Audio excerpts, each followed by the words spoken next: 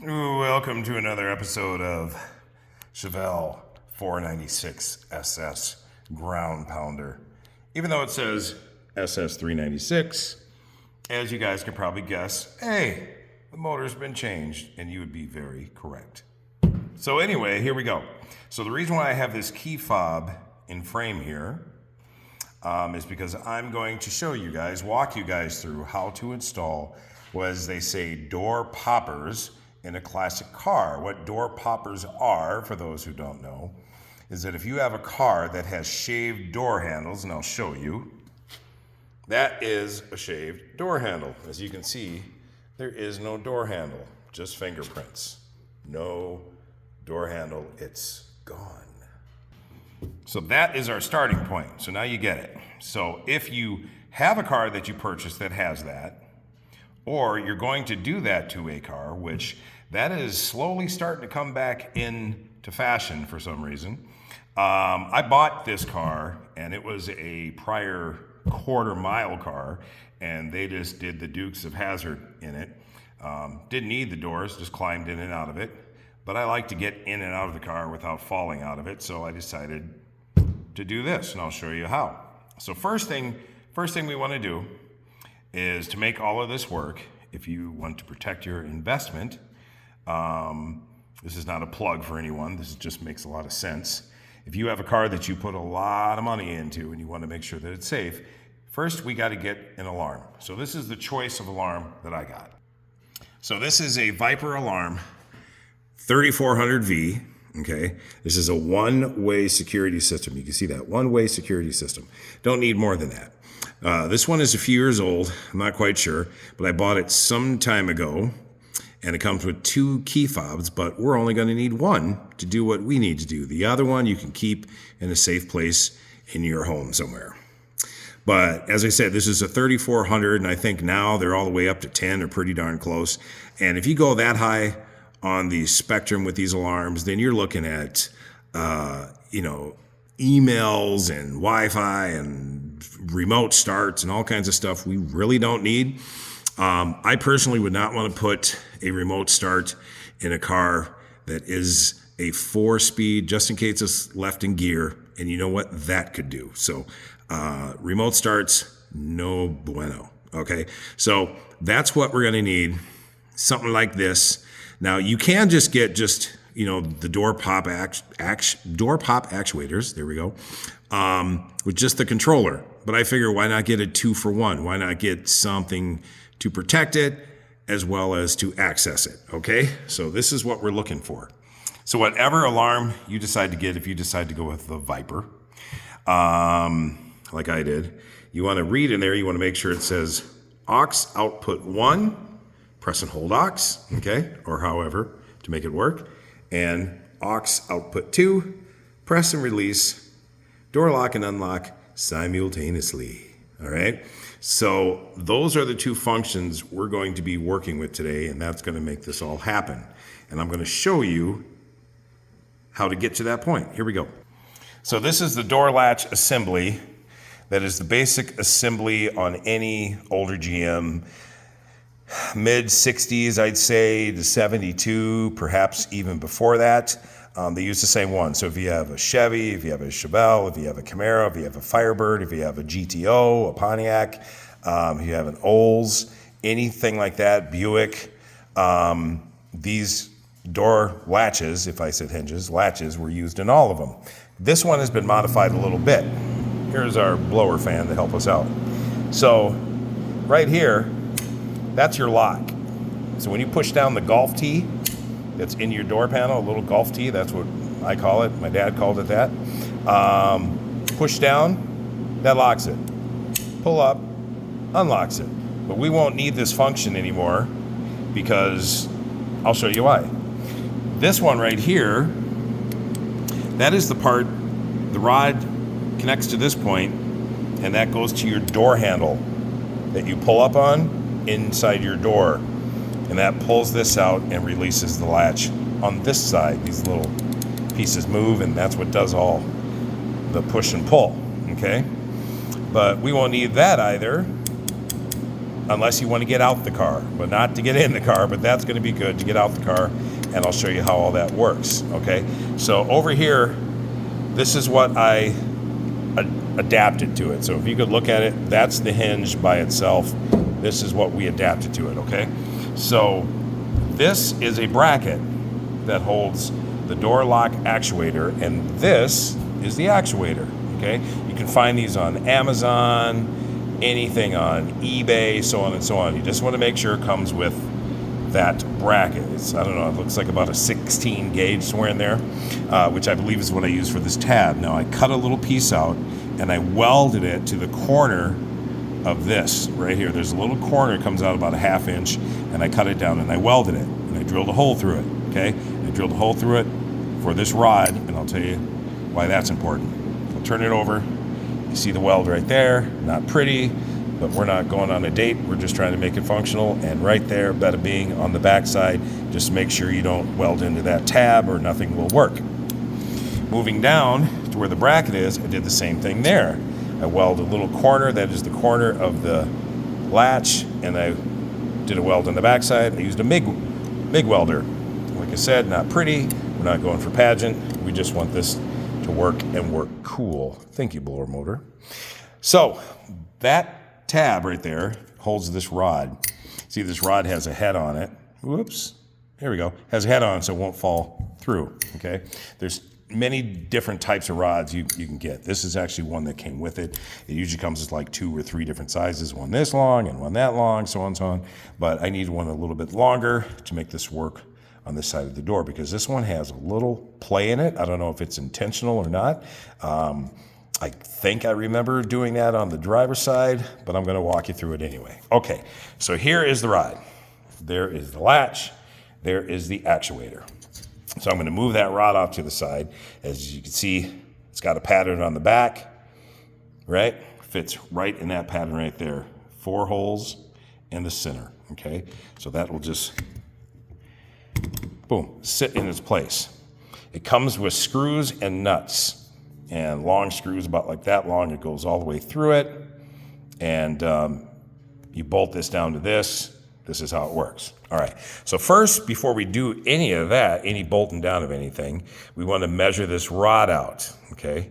So as you can see, there's a little hole right in there. That's where this rod would go in. So if you push on this rod, if you push up, let me see if I can do it with one hand. There's a stop point right there, okay? There's play in there. The reason why there's play in there is for when you pull on that, it gives you a certain amount of pull on this lever, which makes all this work, right? But we're going to get past this play point. So we're going to come right to that point right there. And that's what we want to measure out. And as you can see where that hole is on that rod, you want to measure it from the actuator all the way down. You can see it's all the way down. And then you're going to bend this rod. Well, you're going to cut it first, cut like some length out of it, probably to here. And you're going to bend that rod so it looks like that. Just like that.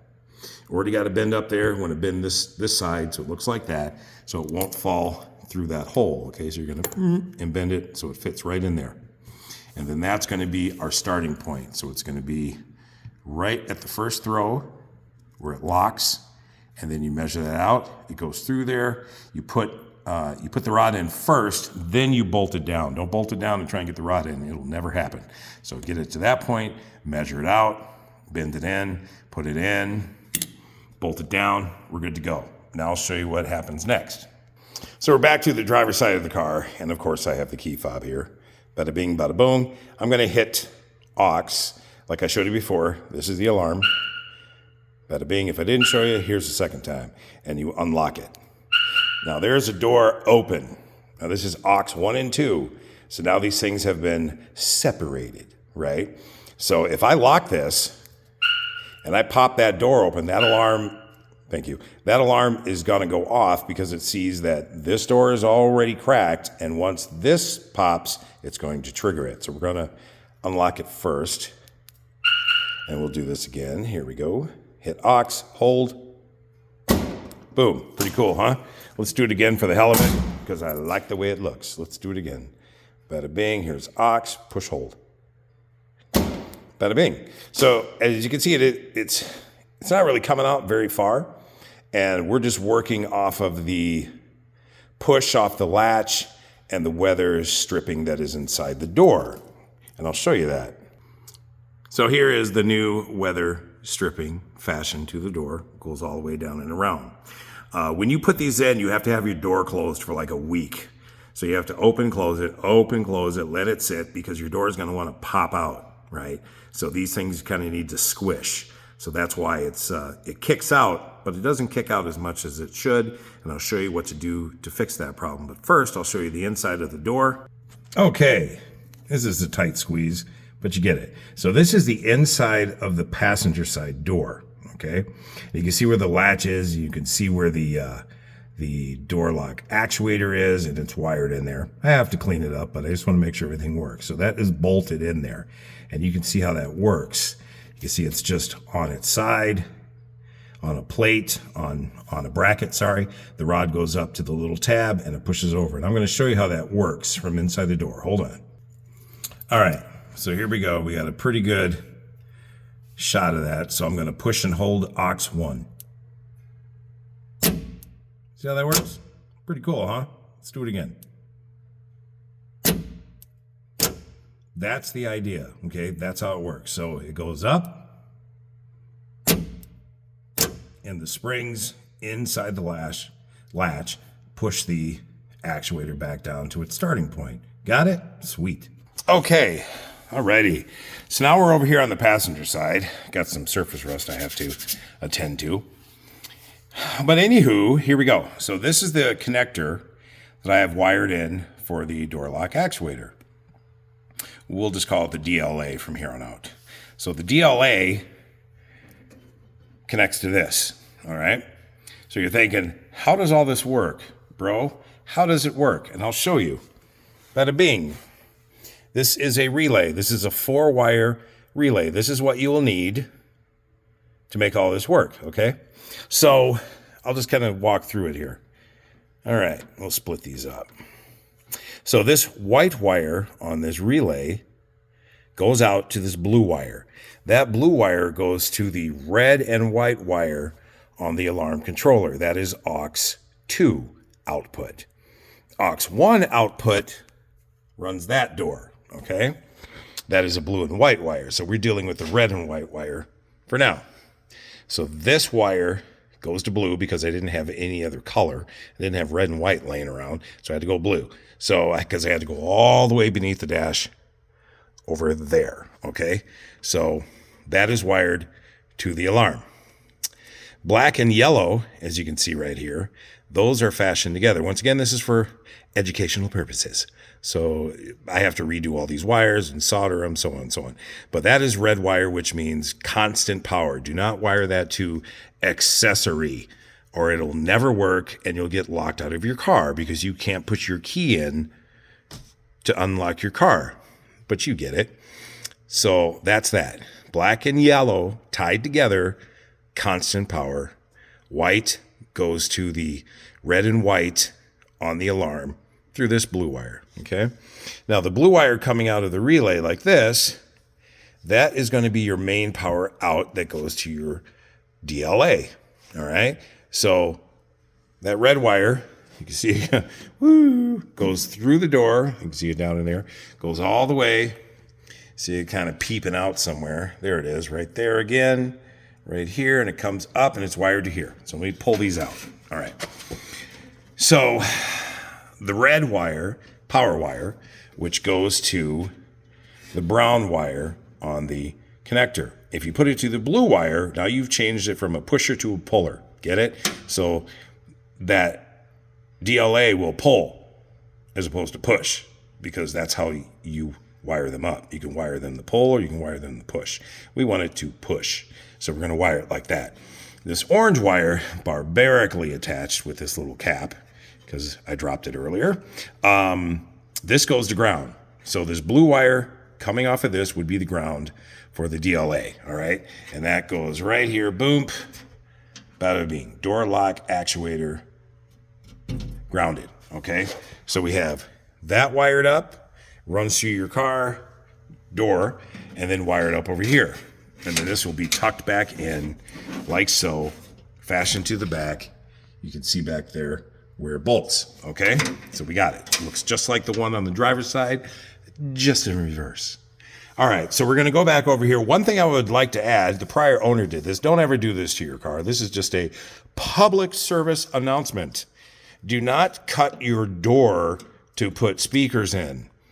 I've had this car for a number of years, and the prior owner wanted to put some probably 6-inch door speakers in, probably Clarions or whatever they had back in the 80s, and he cut it. And the problem that he ran into, he could not finish the job because there is a support plate beam that runs through here. So he just said, screw it. And he just put some screws in there and screwed it down and called it a day. So I'm going to have to straighten all that out and weld all that back because you can see that looks pretty fugly. Okay, so don't ever do that. Get kick panel speakers just like this. Just like that. Get those. Pay the extra. I don't know. I think those are like 120 a pair. I got one for the left and one for the right. And you want to put those in. You do not want to go through your door to put speakers in because it kind of ruins the look of the door. And as you can see, you can have some serious issues. All right. So anyway, PSA over. All right. So we're going to make all this work. So I told you how that works. We see where it goes. And now I'm going to connect the actuator to that point. Hold on. All righty. Whoa. There we go. Okay, so we just got it hanging there for right now. This is just to show you how it works. So once that is all wired in, like I said, it's not pretty, but I'm just trying to show you guys how to do this. But please make sure if and when you do yours, solder everything, shrink wrap everything so it's nice and neat, because no one likes to come in and see a rat's nest. Like this right here, this part will be tucked down in that little cubby right there. Holes will be drilled in the door right here, and then they'll go out. And they'll go back through that little part of the body right here. Bada bing, it'll go through and the wires will be tucked away and no one will be the wiser, okay? So now I've got that just kind of suspended there. So we're gonna see how this works. So let's pretend that is actually in the door, all right, just like the other one. And I'm going to trigger aux2. And remember, aux2 is lock and unlock at the same time. So I got to do this with one hand. So hold on here. And here we go. Ready? Go. Bada bing. See that? Comes out. Stays out. And the reason why it stays out is because there's no latch attached to it to push back down on it, because the latches have springs in them and they will push back. So let's push it back. Let's pretend it's on the latch. And the latch pushed everything back to its starting point where we have it measured, and bada bing. That's how it works. Pretty fun, huh? So let's say you're out and about, you're driving a car for a few weeks, and your battery in your fob dies. What are you going to do? I'll show you. A couple of these things come with the alarm. So this is actually one that comes with it. You would think that this would be like a door switch, okay? Like, you know, when you pop like your door, then your lights turn on inside your interior, things like that. It can actually be used for that, but it also, zoom in, can be used to trigger a door. See that? It's got a little throw in there, okay? So what you would do is you would wire this in to your leads you have going out to your door lock actuator. All right, so you would just jump wire this in. You could use those little push clamp connectors. So you split these wires up, cut off this tab, split them up. You wire one to, let's say we're doing the driver's side. You would wire one wire to the blue and white wire on that alarm, which is output 1, and then you would ground the other one, or you can wire it right in, but it just takes one, okay? And so you can hide this somewhere. So you would drill like a 1/4-inch hole and you'd put it somewhere in like the wheel well or behind a mirror or somewhere, you know, where you think no one else would look. So if that fob dies, all you do is you just need one door. You don't need them both. And you just push and hold that and boom, your door will spring open, all right? If you don't like that one that comes with it, then you can go online, you can find one that looks like this. Don't mind all that. You can use this for all kinds of stuff. We only care about this part right here, okay? So we'll only need 2 wires. You can see there's a black and a gray, just like those, all right? This is a shallow throw. So this would require, I believe, a 3/8 hole, okay? And it's got little set nuts on the back of it with a little lock washer, and you would screw that in somewhere hidden, right? And it would be tight. Probably use some silicone and put it down in there so water doesn't run back. And that's a little short throw in there. You can see that? Boom, boom. Push and hold that. Clink, door pops open. Thank you, blower fan. It looks like the blower fan's telling me it's time to go. So you could do that, okay? So there's many ways around it just in case your fob dies. You can use one of these to hide that. I would suggest doing that. I'm actually going to do that. I have no idea where I'm going to put it yet. I'm going to hide that somewhere just in case that were to happen. So yeah, basically, there you go. That's pretty much how it works on the latch part. Now, you're thinking to yourself, let's go back to the door. So here we are back at the door again, just for the heck of it. And I'll unlock that door, or I'll do the latch. Ready? Here we go. Push, hold, docks. Boom, door pops open, but you're kind of thinking, man, it doesn't seem to really go very far, right? You know, what happens if that the actuator gets weak or anything happens like that? So I will show you what to do next. Let me close that. So once you get your actuator and your door latch assembly installed, okay, and everything is wired up nice and neat, and everything is soldered, and everything is shrink wrapped, so everything looks great and watertight and all that kind of stuff. Then you're going to move to this. These are door pushers, okay? There it is. This is billet. Whoa, stop that thing. Get the box down. They're made by DVS. You can find these online. Just search that and search this. Billet door pushers, okay? Very important to see all the little accessories that come with it. All right, so this is your pusher, right? I don't know, I think this is like a 45-pound pusher, but you can see it takes a lot to push that in, right? So the whole idea is you drill, I believe, a 5/8 hole, okay? And you find a place on the body somewhere, and I'll show you. Whoa, we're back at the car. Somewhere maybe in this area, okay? Wherever it meets with the door. That's very important, okay? I've seen some people try and put them up here. I'd be real sketch about that. I wouldn't do it. Somewhere down here, but the whole point is that this, you drill a hole, this goes all the way through flush to this point, okay? And it has a collar piece up there, which I will show you, where it keeps it in place, all right? And a big nut that goes on the back of it, okay? So it holds it very sturdy. And the point is that, we'll go back over here, it needs to push against some area right here to push that door out. You don't want it there or anything like that, because it will push straight through, okay? So we want it somewhere right here, so it'll push down low. But we want to make sure that it is secure, and I'll show you how. Alrighty, and we're back toward the front. So this kit comes with a little different pieces to set this up. So here we go. So that is your main door pusher right there. As we already know, you drill a hole, this goes through it flush. So only this part and that rod is sticking out. On the back of that heavy duty nut, it's got a lot of meat on it.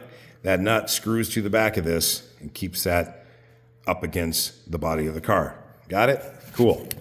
This is a collar that you will see. So this is a part that you will actually bolt to the car. It comes with self tappers. And once you get this in a place where you want it, this collar, and I'll show you, goes on like that. See how that works? Spins on there, fits inside the body. You got 2 self tappers to hold it in place. The nut goes on the back. These are spacers that come in there just in case this is too far back from your door. You can use those spacers to bring it out a little bit so you get the full throw of that. This piece right here, that is the plate. So that is the striker plate. So that's what's going to go on either the bottom of your door or the bottom of the door panel, so on and so on, so you don't push through anything. So that's pretty tough. It's pretty thick, and it's got, looks like some 3M double stick tape on the back. So that is what's going to make that door go out. So once you install that, back at the car, see how the door goes out here? Boom. Well, with that door pusher, that door is going to pop out to about there, which is going to be more than adequate enough room for you to walk in and get in your car. But at this point, we're not there yet because, like I said, make sure you put the door panel on first so you know where to place that. So anyway, there you go. So I hope you guys got some knowledge out of this. If you have shaved door handles or anything like that, you know what you can do to make it work without spending a whole lot of money. And I think the combination of all of that, the door pushers, the alarm, the door actuators, like I said, I'll try and provide a link. I think you're sitting somewhere between $160 and $175 tops. Okay, you could probably find it cheaper now, but that is what you do to make everything work. And pulling up to a car show and everybody's staring at your car going, how's this guy going to get in there? And then you walk up and you go, boom, and everybody celebrates, buys you a pop or a beer, and everybody's happy. So on that note, if you have any questions and concerns, please leave down in the comments. Please subscribe for more videos. I'm going to be trying to post more regarding all the rest of the cars that I'm doing. I still got the Corvette way over there in the corner and that 71 RSSS Camaro that is next on the list. So, and please, as always, subscribe. And I appreciate y'all watching. And wherever you are in the world, good morning, good afternoon, good night. We'll see you later.